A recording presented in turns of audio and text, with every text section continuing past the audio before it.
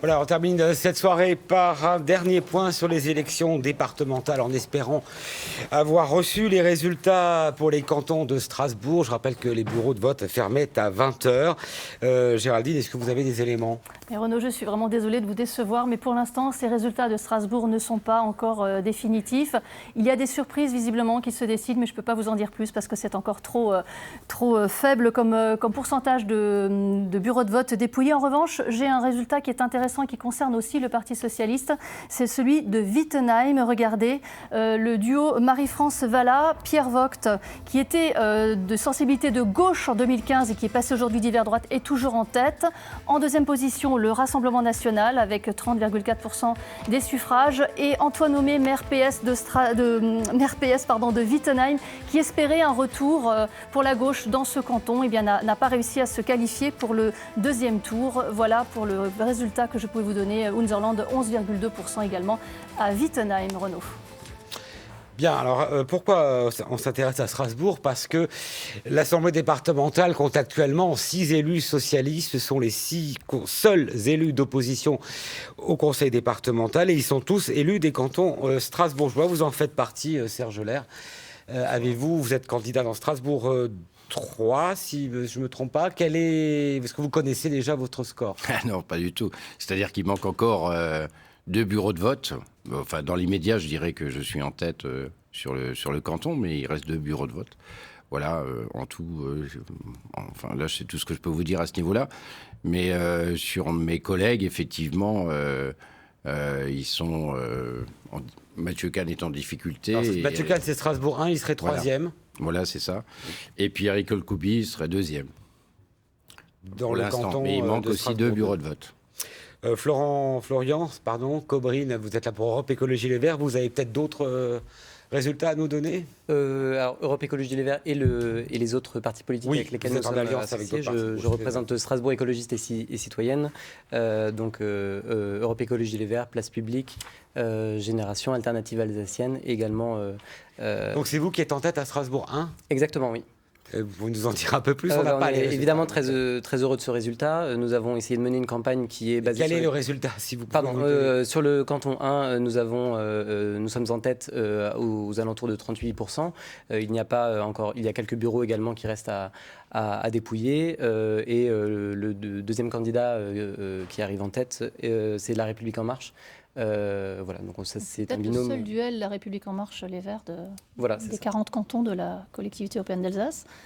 C'est une stratégie des Verts et de leurs alliés donc, à Strasbourg d'avoir présenté dans les 6 cantons des candidats contre les socialistes sortants ou pas sortants selon les cantons. On ne présente pas des candidats contre le Parti socialiste. De facto. On présente des candidats plutôt pour un projet que nous voulons ambitieux pour la CEA, un projet qui soit écologiste, qui soit résolument solidaire, qui s'appuie vraiment sur les compétences du département pour faire en sorte que le département... mais vous voulez, vous essayez de prendre la place des socialistes, très clairement, comme vous l'avez fait à la municipalité. Donc là, visiblement, c'est en bonne voie pour Strasbourg 1. Alors, là encore, c'est vraiment pas une histoire de place, c'est une histoire de projet politique. Nous voulons porter un projet politique qui soit très ancré à gauche, qui implique les forces citoyennes et j'en fais partie.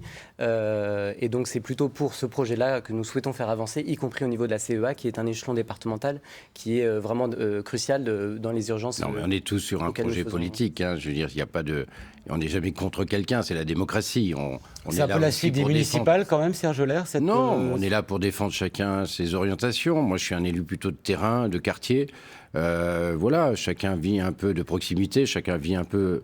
Je dirais chaque canton, et je vois mes collègues pareil, que ce ne soit pas le cas de Jean Pfeiffer ou d'autres, on est là, chacun défend un peu ses orientations, sa personnalité, parce qu'on a aussi chacun nos personnalités, et c'est nos engagements. Moi, je suis vraiment pour le développement durable, en essayant d'avoir une équité entre l'environnemental, le sociétal et l'économique. À partir de là, moi, je défends ces orientations-là pour le bien vivre ensemble.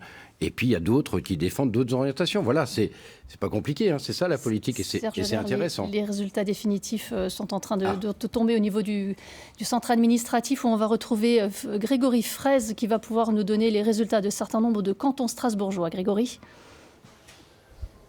Oui, alors les résultats sont quasiment définitifs dans l'ensemble des cantons. Ils le sont pour 2 des 6 cantons, mais sinon il reste un bureau de vote par-ci, 2 bureaux de vote par-là. Donc ce sont des résultats quasi définitifs que je peux vous communiquer. Donc l'union à gauche avec des écologistes est en tête dans le canton 1 avec 38% des voix, devançant donc la liste du centre avec 18%. Dans le canton numéro 2, l'union à gauche avec des écologistes est en tête avec 31%, devançant de loin la liste PS avec 23%. Dans le canton 3, 24,5% pour la liste PS de Serge Ler, enfin le duo Serge Ler, et 24% pour l'union à gauche avec des écologistes. Dans le canton 4 et le canton 5, là les résultats sont définitifs. Canton 4, 50% pour la droite et 25% pour la liste d'union à gauche avec des écologistes. Dans le canton 5, 28% pour cette liste et 26% pour le duo LREM. Et dans le canton 6, 33% pour la droite, 26% pour l'union à gauche avec des écologistes. Donc, en clair, ce qu'on peut dire, c'est que l'union à gauche avec des écologistes est en passe de se maintenir dans l'ensemble des 6 cantons strasbourgeois, ce qui est une belle performance. Et Jeanne Barséguian, maire de Strasbourg, est à mes côtés. Je peux lui demander, si vous le voulez bien, une réaction immédiatement.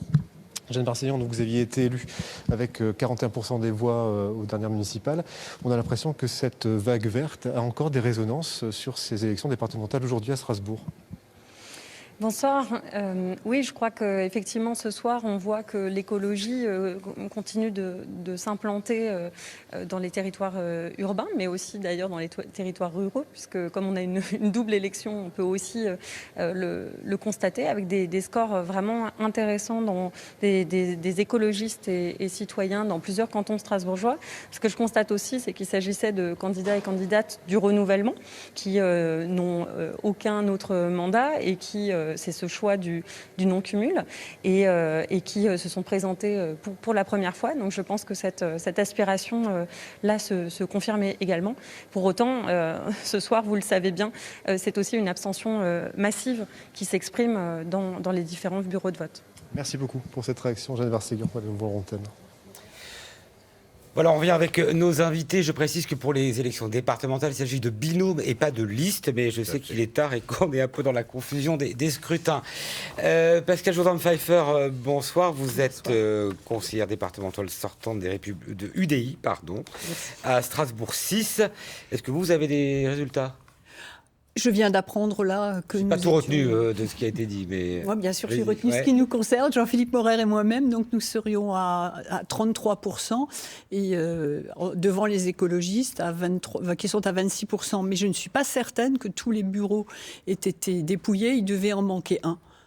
Est-ce que vous êtes étonné, vous, de cette bon score des écologistes, cette vague verte qui a l'air de continuer un an après les municipales ? Alors je suis d'abord extrêmement contente de notre score, de notre campagne de terrain, de notre campagne qui n'a pas duré que 2 mois ou 1 mois, mais ça fait 6 ans qu'on est tous les deux sur le terrain, à l'écoute, en proximité, et notre résultat là en tête est tout à fait justifié. Par contre, ce qui me surprend un peu, c'est ce résultat effectivement des écologistes, parce que sur le terrain, dans nos quartiers, on a entendu énormément de peine, de chagrin à cause de tous ces projets d'urbanisation extrême. Oui, des gens qui sont très tristes parce que les jardins, les espaces verts se couvrent de béton. Sur les marchés, c'était vraiment absolument récurrent.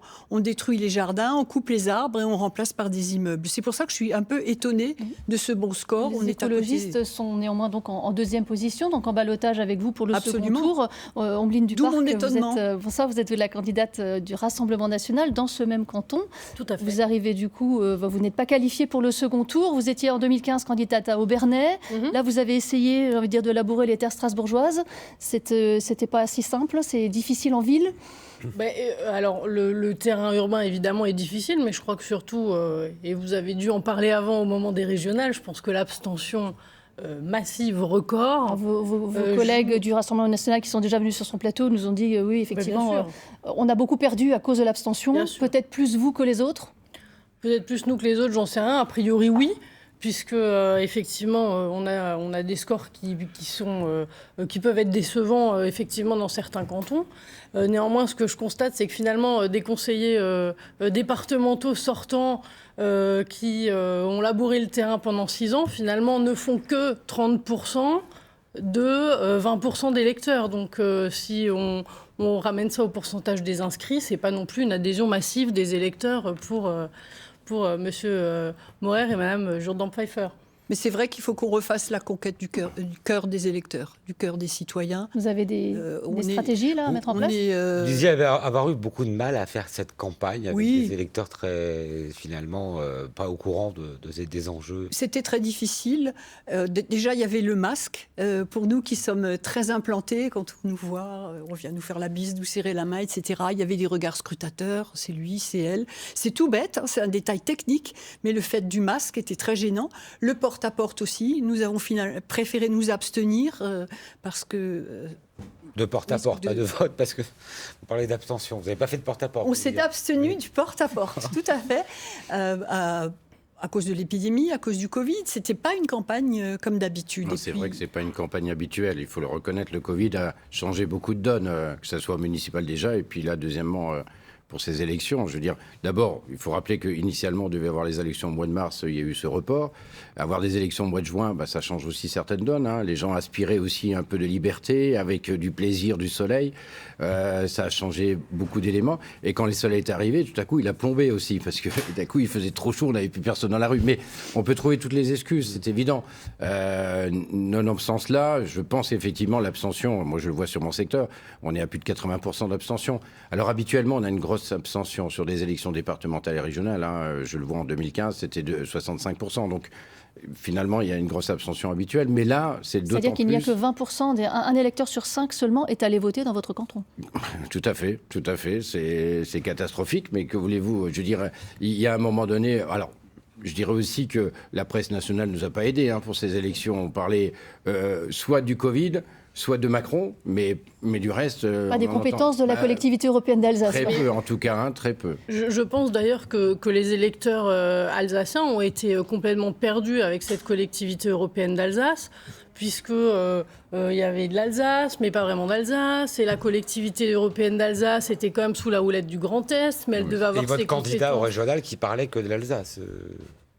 Oui, bien sûr, mais je parle des électeurs. Oui, mais les candidats aussi ont continué. Non, mais c'est clair que c'était une confusion totale. Et finalement, la collectivité européenne d'Alsace, ça ne veut pas dire grand-chose, je pense, dans la tête des gens. L'Alsace, oui. La collectivité européenne d'Alsace, ça ne veut rien dire. D'ailleurs, le Conseil constitutionnel l'avait dit au moment où la loi était sortie, hein, que collectivité européenne, c'était un mot qui n'existe pas, qui ne voulait rien dire. Bon. Comment ? Vous parlez du nom en tant que tel? Oui, mais dans la tête des gens, collectivité européenne d'Alsace, ça ne veut rien dire, ça ne représente rien. Donc évidemment, c'est beaucoup plus difficile de les mobiliser. Elle vient de naître, la collectivité européenne d'Alsace. Elle a 6 mois. Oui, c'est un bébé de 6 mois. On va prendre de ces... un an et demi qu'on en parle. On va prendre de ces nouvelles à l'échelle de toute l'Alsace en rejoignant Nadine, qui est en préfecture de Colmar. Nadine Lee, où sont concentrés tous les résultats en fait, des 40 cantons. Nadine, vous pouvez nous donner les tendances à retenir ce soir pour la collectivité européenne d'Alsace? Oui, Géraldine. Alors pour le moment, on a des résultats définitifs sur 32 cantons et on exclut bien sûr les cantons strasbourgeois. Alors ce que l'on peut dire d'abord, c'est qu'il n'y a aucun élu dès le premier tour et ce n'est pas étonnant hein, vu la faible participation. C'est le chiffre à retenir hein, de cette soirée. L'abstention frôle les 72% dans le Haut-Rhin et dans le Bas-Rhin. Ce que l'on peut dire aussi, c'est que la droite traditionnelle et le centre résistent bien. Pour le moment, ils sont présents dans tous les duels du deuxième tour. À noter aussi un recul du Rassemblement national. Il n'arrive en tête nulle part. C'est à Ensisheim qu'il fait son meilleur score avec 32,7% des voix. Une poussée des écologistes qui sont alliés à la gauche. Hein, ils sont présents dans 11 duels. Il faudra ajouter les cantons de Strasbourg. Et puis peut-être une déception du côté des régionalistes d'Unserland. Ils ne se qualifient au deuxième tour que dans un seul canton, celui de Saint-Louis, avec 16,3% des voix. Mais ils sont loin derrière le duo des Républicains. Voilà, on revient donc sur les cantons strasbourgeois avec vous, Florian Caubrine. Alors, Jeanne Barzeguer y a fait allusion tout à l'heure. En fait, les écologistes et leurs alliés ont envoyé un peu des novices, des nouveaux venus au charbon dans les 6 cantons. Vous en faites partie. J'ai envie de vous demander qui êtes-vous ?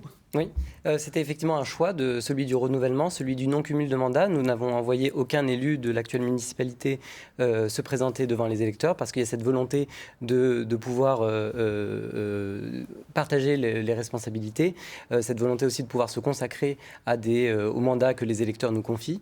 Donc effectivement, moi je suis représentant ici de ce collectif. À titre personnel, moi je travaille dans un théâtre, je suis membre de l'Assemblée écologiste et citoyenne. Et je me Vous n'avez jamais fait de politique avant? J'ai été militant depuis de longue date dans de nombreuses campagnes. En tant que candidat mais en tant que candidat, non, c'est ma première candidature, effectivement.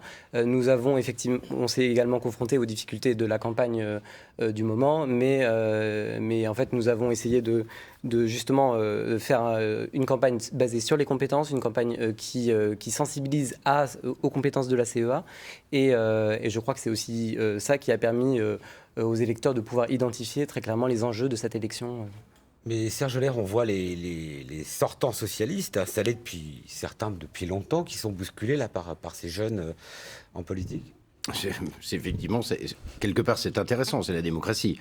Maintenant, je dirais, on est dans une période un peu compliquée, je l'ai dit tout à l'heure. Je dirais, on sort quand même de périodes difficiles avec le confinement, le fait de changer les périodes. Entre nous, là, Sincèrement, je pense que si les élections étaient au mois d'octobre, peut-être que ça aurait encore changé les donnes. Est-ce que ça aurait vraiment changé quelque chose sur le canton de Strasbourg 1 en particulier? Visiblement, c'est un canton aujourd'hui écolo. Sur le canton 1 ou sur le canton 2, je ne vais pas définir maintenant sur tel ou tel canton. Je sais une chose, c'est que les gens aujourd'hui et les électeurs n'ont pas